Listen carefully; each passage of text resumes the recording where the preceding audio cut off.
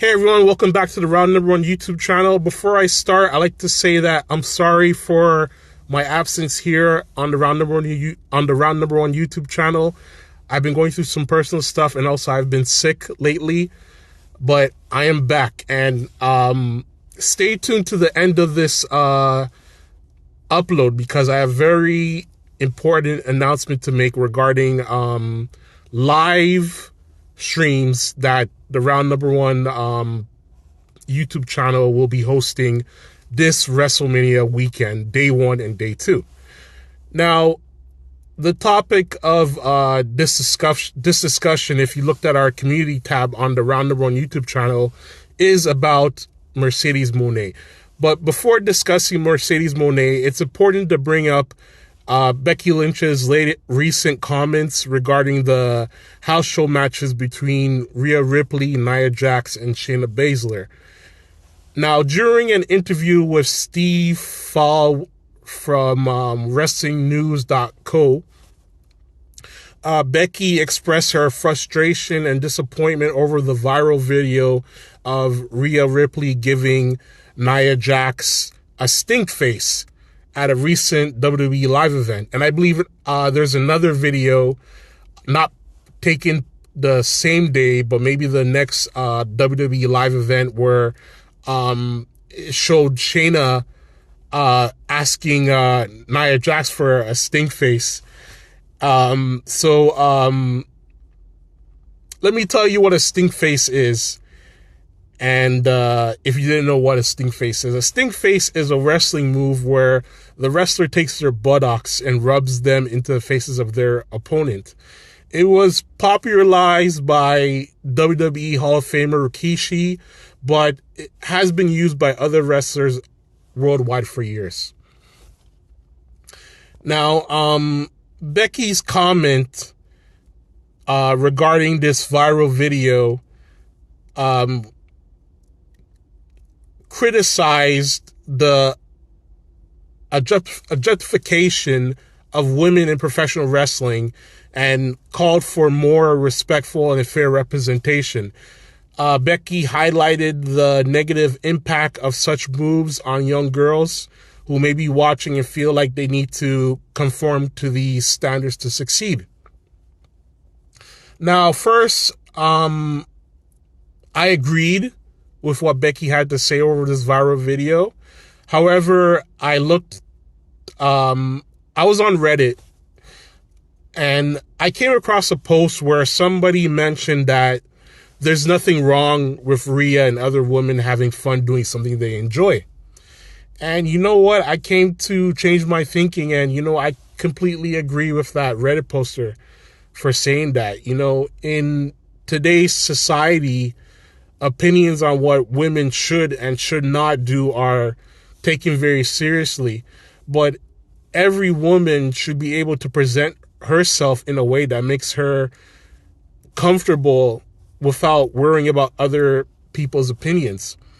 And fortunately, in this new era of WWE, no woman is forced to present herself in a way that she is uncomfortable with, just to go viral on social media for the company. So, with that being said, I'm not against women having fun in their matches, as it's still professional wrestling being presented to the audience. Now, with that being said, let's talk about Mercedes Mone. Mercedes Mone, also known as Sasha Banks in the WWE. Mercedes Mone is the same character as Sasha Banks in the WWE. Mercedes' character was created after Naomi and Sasha Banks left WWE in 2022 due to creative differences.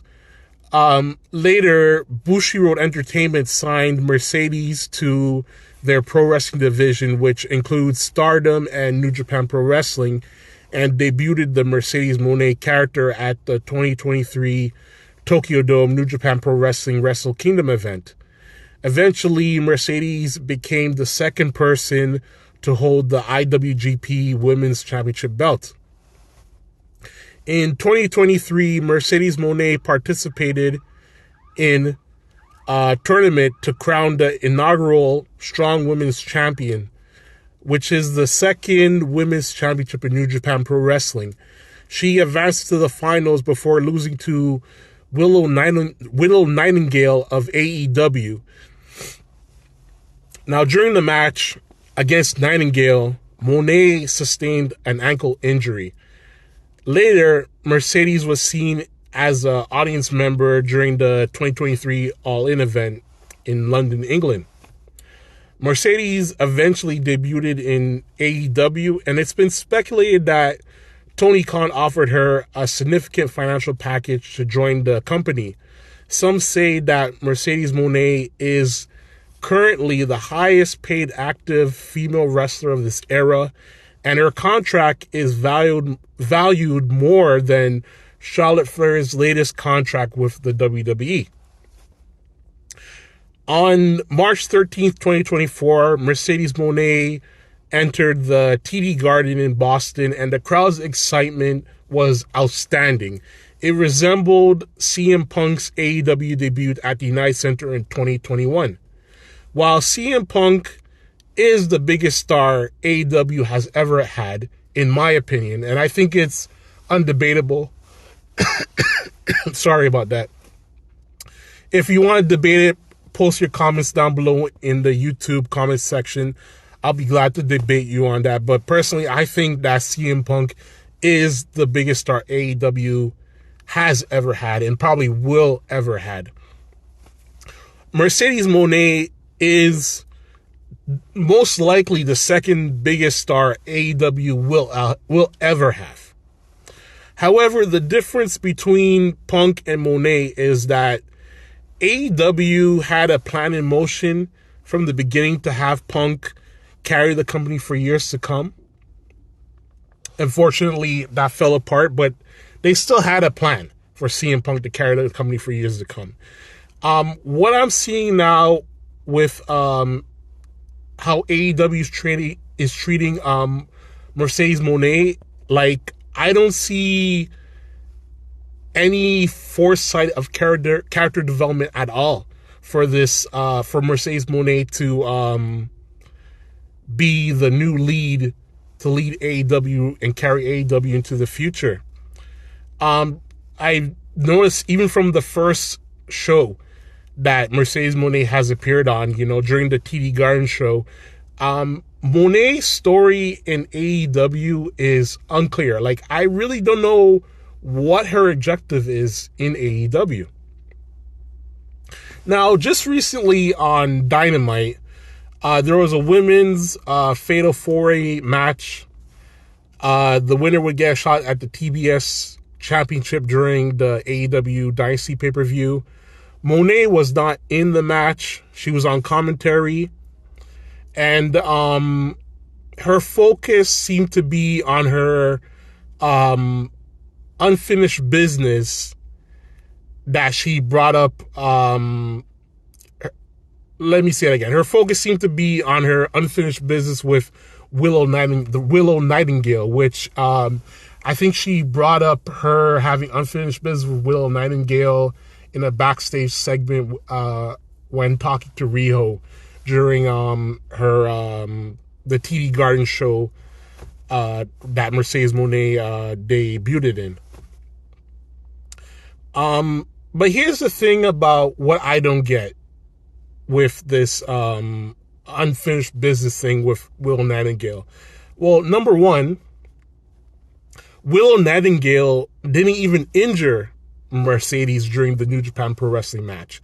And then number two, like, I'm trying to figure out why should AEW fans care about this unfinished business between Willow Nightingale and Mercedes Mone.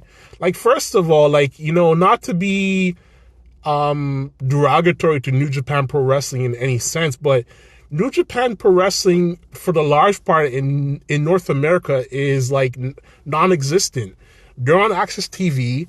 They get well below 100,000 viewers every week compared to AEW, which gets like at least 8 to 7 times, or maybe even more time, or even 10 times more the viewership that New Japan Pro Wrestling gets. Like, why? And then even that show, that Mercedes and Will and Nightingale competed in to determine who was to become the first strong New Japan strong women's champion. I mean, like, that show was probably not even watched by like 100,000 people on pay-per-view, more or less 30,000 people on pay-per-view. So, like, you know, I don't know why AEW thinks this is this should be part of Mercedes Mone's character development in AEW by focusing on a New Japan Pro Wrestling angle. So, in my opinion, Monae's focus should be on Toni Storm, the AEW Women's Champion, not Willow or even Julia Hart's secondary championship. If you introduce a high-profile individual to your wrestling promotion, they should immediately feud with the world champion. It's unexcusable not to have a plan for a wrestler of this caliber. And, you know, to make matters even worse, Tony Khan and AEW Creative leaning into this New Japan Pro Wrestling feud between, like, it's even crazy to call it a feud because, like, there's nothing feud-worthy between Nightingale and Mercedes Mone. Mercedes Mone, it was a freak accident. It was a freak injury that happened. Will Nightingale had no involvement in that injury. So, and to make matters worse, you know, Mercedes Mone has recently turned to social media to, in my opinion, seek help from her followers in creating a storyline for her debut to AEW. You know, this move may seem unnecessary given her famous status in the wrestling industry. However, AEW's creative team has not been up to par, and, you know, it shows in the ratings. Last week's Dynamite, I believe, had around 700,000 viewership. I think it's the lowest rated Dynamite since, like, Dynamite in April of, like, 2021 during the pandemic with nobody in the audience. So,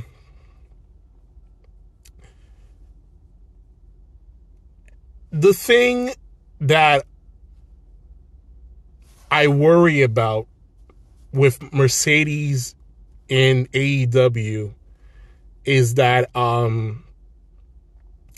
you know, not according to the dirt sheet, according to, you can even say WWE themselves, because when Mercedes and Naomi left the WWE, that night they were supposed to be in the main event of Raw, and they left before the main event. And I think technically they left before Raw even went to air. Like, WWE, Vince McMahon made the call to blast them live on television, saying that they were unprofessional, and you know, it automatically gave Mercedes and Naomi a reputation. Well, most definitely Mercedes, a reputation for getting frustrated when creative decisions do not go her way, and you know, leaving promotions as a result. It remains to be seen whether Mercedes and Tony Khan will have similar creative differences to those between Mercedes and Vince in the past, but it's a strong possibility of it happening. And right now, things might seem cool, but, you know, it seems unclear whether Mercedes and Tony Khan can work together effectively and avoid creative differences. However, you know, if they can develop a strong working relationship and create compelling storylines for Mercedes, she could become a valuable asset to AEW. Time will tell whether Mercedes' social media outreach will pay off, and whether she'll be able to establish herself as a force to be reckoned with in AEW. So that's all I have to say on the Mercedes Mone AEW tip, and also Becky Lynch's comments regarding the viral video that went viral over between Rhea, Nia Jax, and Shayna Baszler, and the Stinkface. So before I end, I like to tell you about a special announcement. We'll be going live this weekend, WrestleMania weekend. We'll be live streaming on the Round Number One YouTube channel. We won't be streaming WrestleMania Day 1, Day 2 because that's illegal, but we'll be live streaming. I'll be live streaming.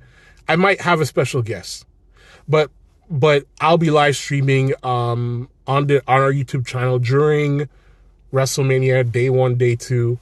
So stay tuned to the Round Number One YouTube channel, and I'll see you on Saturday and Sunday. Might be a possibility I might even jump on live on Friday. And there's another possibility that we might also be uploading some additional content leading up to Friday, the Hall of Fame and the SmackDown before WrestleMania. I'll see you guys later.